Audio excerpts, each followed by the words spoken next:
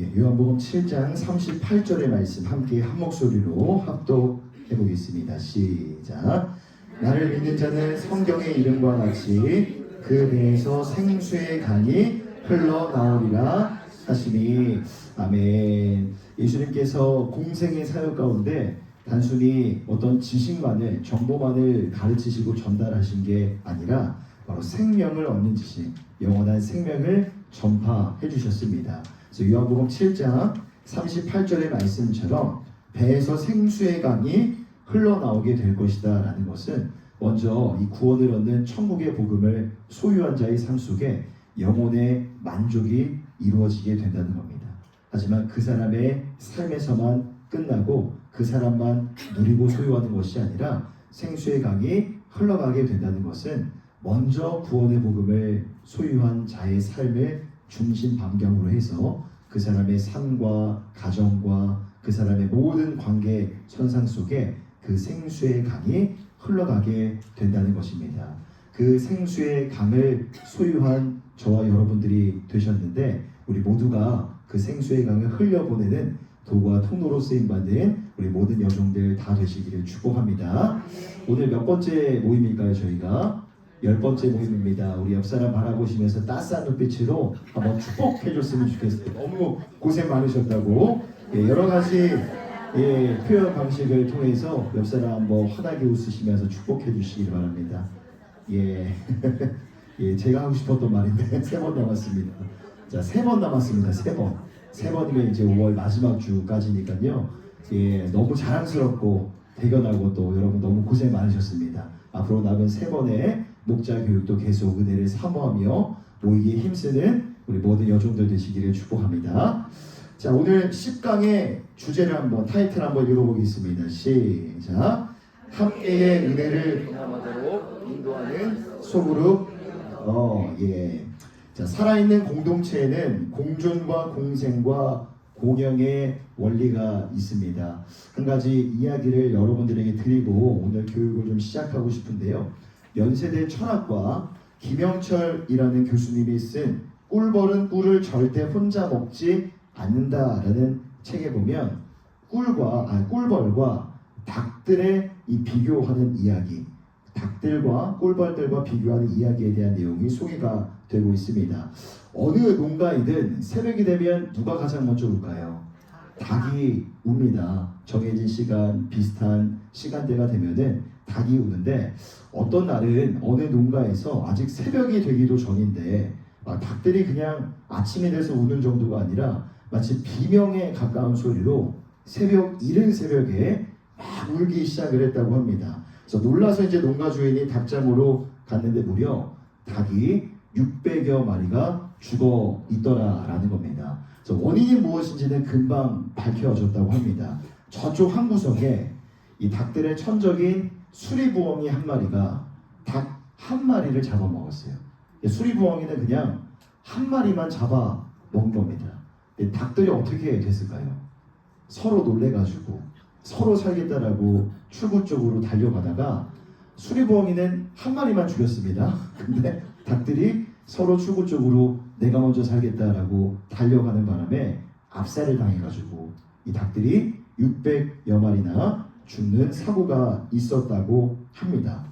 수리부엉이는 딱 한 마리만 죽였지만 사실 나머지 닭들이 서로가 서로를 죽이게 된 것이었죠. 자기만 살겠다고 하는 이기적인 집단의 표본이 바로 이 닭장, 이 닭의 공동체라고 할 수 있습니다.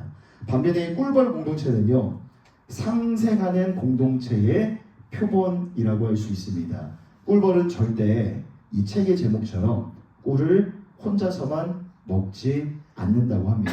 꿀벌 한 마리가 밖에 나갔다가 꿀을 발견하면 다시 꿀벌 집으로 돌아온대요.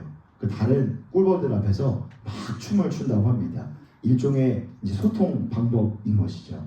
그래서 꿀벌들이 함께 꿀을 발견한 곳으로 가서 함께 협력해서 꿀을 모으고 저장해서 함께 먹는 것이 꿀벌 공동체라고 합니다. 자, 또 하나 이 꿀벌 공동체가 상생하는 공동체의 표본이 될 수 있는 까닭은 적의 공격을 받았을 때라고 합니다. 꿀벌의 천적은요, 아이러니하게도 똑같은 벌인데 누굴까요? 말벌이라고 합니다. 말벌 한 마리가 꿀벌보다 한 5배에서 6배 정도 크기가 크다고 하는데요. 그래서 말벌이 꿀벌의 집에 침입을 하면요, 먼저 꿀벌들이 말벌 주위를 뺑 두른다고 합니다. 왜 뺑 두를까요? 어떻게 하려고? 도망 못 가게 하려고 하는 목적도 있지만 또 한 가지 재미있는 목적이 있습니다. 이 말벌이 고온에 약하다고 합니다. 그래서 꿀벌들이 말벌 주위를 이렇게 감싸면 실내 온도가 올라가기 때문에 온도를 높여서 말벌을 죽이기 위해서 이 말벌 중심으로 꿀벌들이 이 동그란 원의 형태를 그린다고 합니다. 닭들과는 전혀 대비되는 모습이라고 할 수가 있죠. 닭들은 수리부엉의 공격을 받아서 발버둥 치다가 동료 닭들도 죽이고 자기도 죽게 됩니다. 너 죽고 나 죽자, 이것을 이른바 제로섬 게임이라고 하죠. 이 승자와 패자의 이익을 합치면 0이 된다고 하는 겁니다. 나 혼자 살려고 발버둥 치면 당장은 이익이 될 것 같지만 결국 전체적으로 무익하게 되고 모두가 함께 공멸하게 되는 것이죠. 반면에 꿀벌은 다릅니다. 너 죽고 나 죽자가 아니라 내가 죽고 우리가 살자입니다. 내가 죽고 우리가 살자. 물론 그 과정 속에서 꿀벌 몇 마리는 말벌의 공격을 받아서 죽기도 할 겁니다. 모두가 다 살 수는 없겠죠. 하지만 자신의 목숨을 내어놓는 한이 있더라도 공동체를 위해서 꿀벌은 절대 포위망을 풀지 않는다고 합니다. 오늘 목자 교육을 하면서 한번 우리가 생각을 해봤으면 좋겠어요. 이 화살표를 나 자신에게 한번 향해서 나 자신에게 질문하는 겁니다. 나는 과연 어떤 사람인가? 닭과 같이 이기적이고 나만 아는 이 주변에 있는 사람들과 공동체에게 해를 주는 사람인가? 아니면 이 꿀벌처럼 공동체를 위해서 내 것을 내어놓고 헌신하며 나를 던지고 희생할 수 있는 사람인가? 우리 가장 먼저 우리 목자들이 이 자리에 모이셨으니까요. 우리 목자된 우리 스스로에게 이 질문을 한번 던져보셨으면 좋겠습니다. 닭을 영어로 하면 뭐라고 할까요? 치킨입니다. 치킨. 꿀벌은 허니비입니다. 그래서 우리 교회가 허니비 교회가 됐으면 좋겠어요. 치킨 교회가 되는 게 아니라 허니비 교회가 되기 위해서 우리는 어떻게 해야 될 것인가? 목장 안에서 우리는 어떤 역할과 어떤 기능을 감당해야 될 것인가? 그것을 한번 고민해보는 오늘의 시간이 되기를 바라고요. 오늘 앞서 우리가 함께 나눴던 첫 번째 이 타이틀, 살아있는 공동체에는 공존과 공생, 공영의 원리가 있는데 그것을 경험할 수 있는 최적화된 공동체가 바로 우리의 소그룹 목장이라고 생각을 합니다. 우리 말씀 한 구절만 찾겠습니다. 전도서 4장 12절의 말씀. 전도서 4장 12절 말씀. 너무나 유명한 말씀인데요. 전도서 4장 12절의 말씀. 자, 전도서 4장 12절 함께 한 목소리로 읽겠습니다. 시작. 한 사람이면 패하겠거니와 두 사람이면 맞설 수 있나니 세 겹줄은 쉽게 끊어지지 아니하니라. 아멘. 이 솔로몬 또한 이 세 겹줄의 비유를 통해서 교회는 절대로 혼자일 수 없다는 것, 함께 해야 한다는 것, 함께의 은혜를 누리고 경험해야 될 것을 강조했는데요. 자, 여러분 교회 안에서 우리가 한 가족으로 모였습니다. 우리 모두가 영적인 가족 같은 사람들이 아니라 영적인 가족으로 우리가 함께 모였는데 우리 목장 가족이 함께 인생을 걸어가야 될 이유가 무엇인지 그 다음에 한번 살펴보도록 하겠습니다. 자, 두 번째 우리 꼭지 한번 읽어보겠습니다. 시작. 함께 인생 여정을 걸어가야 할 결정적인 이유가 있습니다. 아멘. 자, 성경은 인생을 여행과 여정의 비유를 하곤 합니다. 인생은 한 번뿐이기 때문에 한 번뿐인 인생을 하나님께서 우리가 외롭고 쓸쓸하게 혼자 사는 걸 원하지 않으세요. 믿음의 사람들, 믿음의 공동체를 허락해 주셨습니다. 자, 가장 가깝게 된 우리 혈육의 피를 나눈 가정이라는 믿음의 사람들을, 신앙의 사람들을 우리 가운데 주셨고 또 이렇게 교회 안에서 영적인 공동체 안에서 영적인 가족들을 허락해 주신 것이죠. 자, 그러면 하나님께서 왜 우리에게 이런 영적인 가족, 영적인 공동체를 허락해 주셨을까요? 첫 번째는요, 더 안전하기 때문입니다. 안전하기 때문입니다.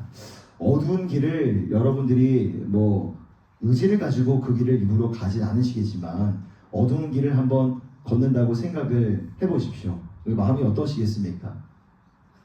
많이 불안하실 거예요.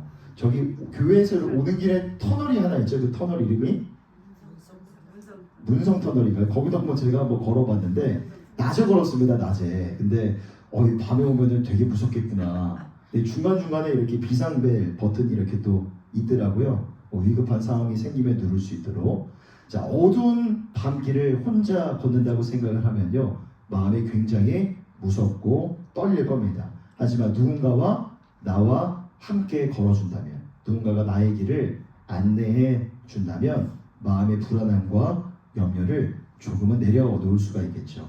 제가 결혼하기 전에 저희 집 뒤편에 이제 천마산이 있었습니다. 제가 경기도에 살았어가지고 남양주시에 산 적이 몇 년 있어서 제가 산을 그렇게 좋아하지는 않는데 그날은 왠지 산에 올라가고 싶었어요. 그래서 정상에 올라갈 생각도 안 했기 때문에 별다른 준비를 하지 않았지만 올라가다 보니까 정상에 올랐습니다. 내려오려면 어떻게 될까요? 올라온 길을 찾아서 그냥 그대로 따라 내려면 쉬운데 제가 그만 길을 잃어버렸습니다. 올라갔다가 길을 잃어버렸어요.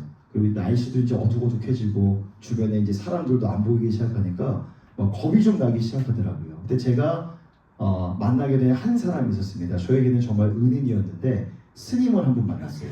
산속에서 중턱쯤 막 내려오다 보니까 여기저기 막 헤매다 보니까 정자가 있더라고요. 그래서 거기 이제 스님한테 물어보고 내려가는 길이 어딥니까? 알려주십시오 해가지고 무사히 이제 내려왔습니다. 천마산이 굉장히 넓습니다. 이 범위가. 그래가지고 알고 보니까 제가 저희 집에서 한 몇 정거장 떨어진 출구로 그 지역으로 내려와가지고 버스를 타고 이렇게 집에 귀가를 했던 기억이 있습니다. 한 10년도 더 된 일인 것 같아요. 이처럼 우리 인생 가운데 도움이 필요할 때가 있습니다. 무서울 때도 있고요. 이 두려움에 사로잡힐 때도 있습니다. 근데 나를 돌봐주고 나에게 도움을 줄 사람이 모두에게 필요합니다. 나 혼자만의 힘으로 인생 살 수 있어라고 당당히 말할 수 있는 사람은 그렇게 많지 않아 보입니다. 그 사람을 어디서 만날 수 있을까요? 내가 위험에 처해 있을 때 나에게 손을 내밀어 줄 사람을 우리는 어디서 만나고 경험할 수 있을까? 저는 그것이 바로 우리의 소그룹 목장이라고 생각을 합니다. 우리가 사는 시대가 참 척박하고 냉혹하다라고 이야기를 지난주에 나눴습니다. 그래서 우리 사회와 우리 시대의 특징을 세 가지로 정리를 했는데 첫 번째는 두려움, 두 번째는 외로움, 마지막 세 번째는 지나친 비교 의식에서 비롯된 열등감. 이 세 가지가 우리 사회의 주된 정서라고 지난주에 함께 이야기를 나눴죠. 하지만 그렇게 차갑고 냉혹한 우리 사회 속에서도 함께 걸어갈 수 있는 영적인 가족이 있고 또 함께 걸어갈 때 우리가 더 넉넉히 인생을 살아갈 수가 있고 안전하게 걸어갈 수 있다는 것을 우리 목장원들에게 알려줄 수 있는 우리 모든 목자분들이 되시기를 축복합니다. 첫 번째, 우리가 더 안전하기 때문에 안전하게 인생을 살아갈 수 있기 때문에 하나님께서는 우리에게 영적인 가족을 허락해 주셨습니다. 자, 두 번째, 영적인 가족을 허락해 주신 이유는요, 더 멀리 갈 수 있기 때문입니다. 더 멀리 갈 수 있기 때문에. 자, 한번 적어보겠습니다. 전에도 한번 몇 번 말씀을 드렸는데요. 아프리카 속담 중에 이런 말이 있다고 합니다. 혼자 뛰면 빨리 뛴다. 하지만 함께 뛰면 더 멀리 뛴다. 혼자 뛰면 빨리 뛸 수 있지만 함께 뛰면 더 멀리 뛸 수 있다. 다르게 말하면 혼자 가면 빨리 갈 수 있지만 함께 걸어가면 더 멀리 걸어갈 수 있다. 아프리카 잠비아의 속담이라고 합니다. 여러분 혹시 뭐 달리기를 좋아하시는 분들이 계실지 모르겠어요. 달리기를 아마 예전에 다들 해보셨을 텐데 달리기를 하다 보면 막 숨이 차고 옆구리가 막 이 찌르는 통증으로 콕콕 찌르는 그런 순간들이 오게 됩니다. 이때 누군가가 나에게 격려해주고 나를 뒤에서 등 두드려주고 이 북돋워 준다면 쉽게 포기하고 싶은 마음보다는 조금 더 인내하고 참고 뛰고 싶은 그런 마음이 아마 생기실 거예요.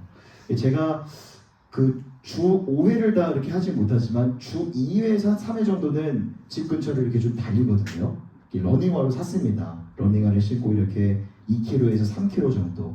너무 이렇게 무리하면은 다음에 운동이라는 게 그렇잖아요. 너무 무리해서 하면은 다음에 또 하기 싫어지고. 그래서 일부러 무리 안 하고 2km에서 3km 정도를 이렇게 달리는데 저도 이제 달리다 보니까 그런 생각을 좀 하게 됐어요. 지금 그냥 혼자 이렇게 달리지만 누군가가 나와 함께 이렇게 달리기를 옆에서 해준다면 지금 한 20분 정도 이렇게 뛰고 가볍게 뛰고 집으로 돌아가는데 누군가 함께 이렇게 좀 달리기를 할 수 있는 러닝메이트가 있다면 조금 운동의 시간이 늘어나고 조금 더 달리는 키로 수도 늘어나지 않을까라는 그런 생각을 해본 적이 있습니다.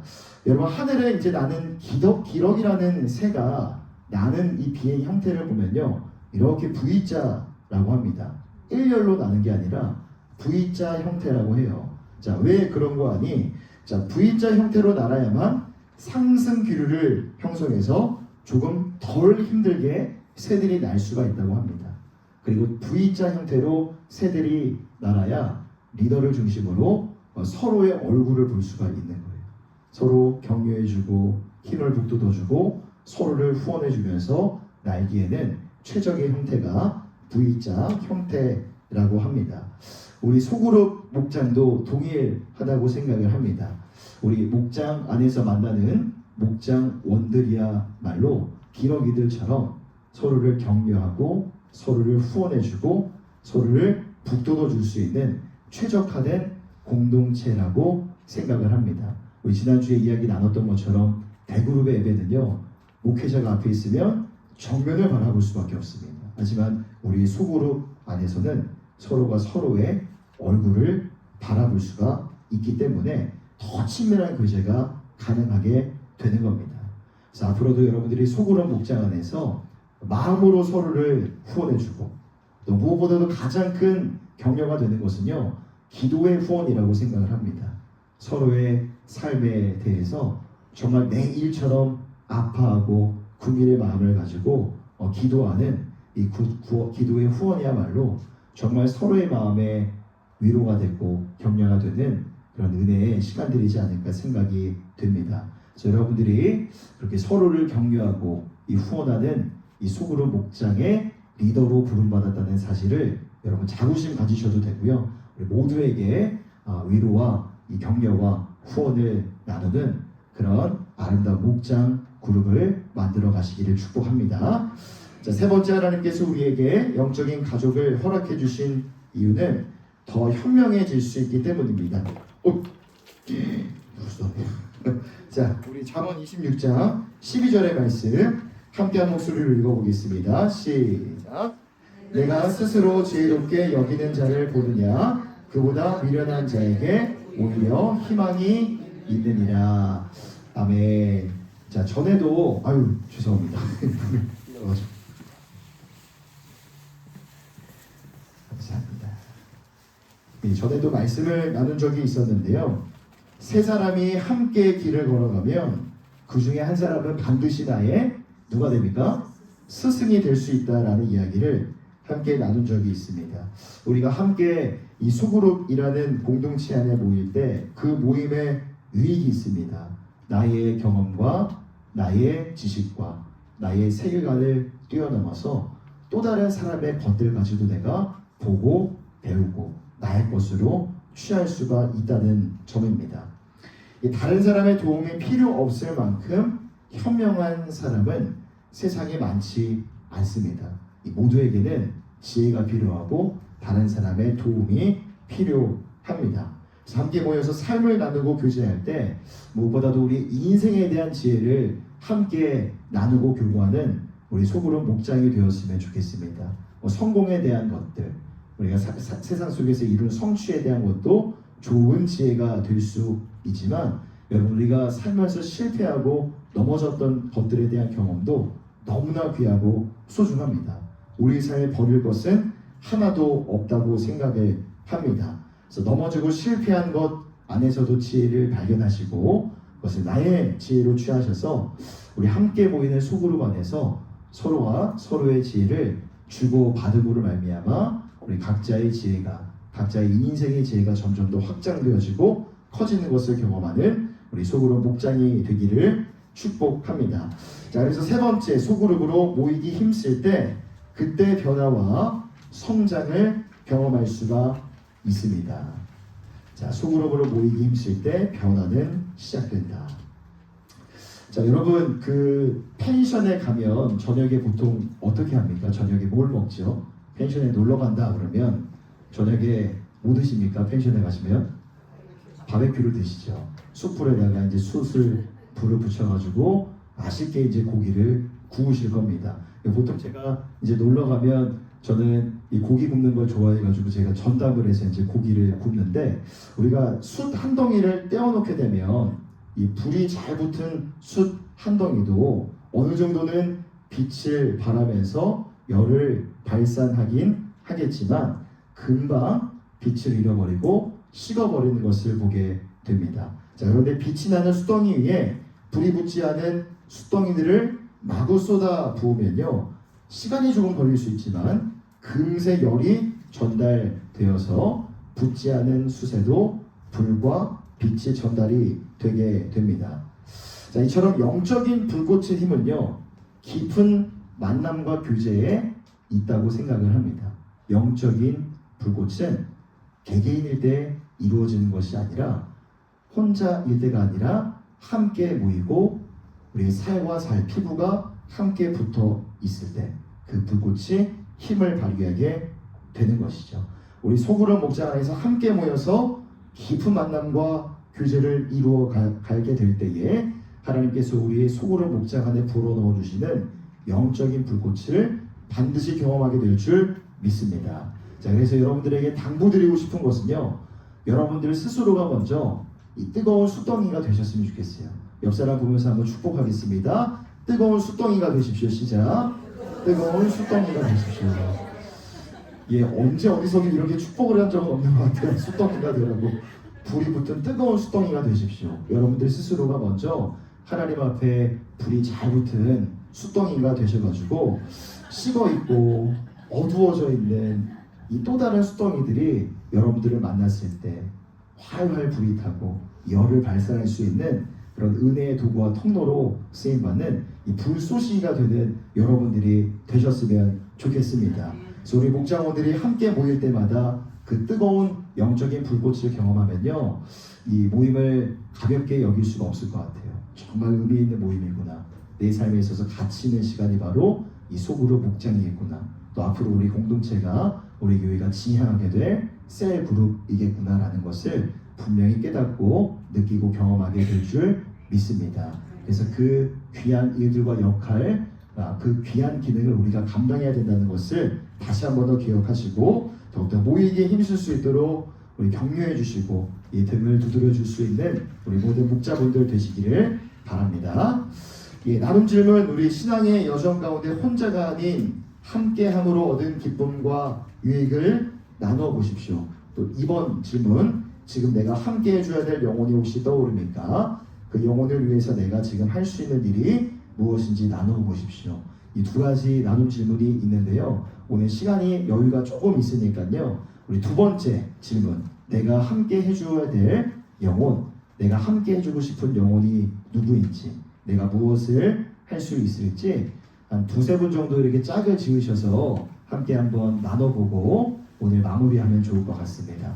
예, 두세 분씩 짝을 져주시고 나눔 질문의 두 번째 질문 가지고 함께 나눔을 진행하도록 하겠습니다.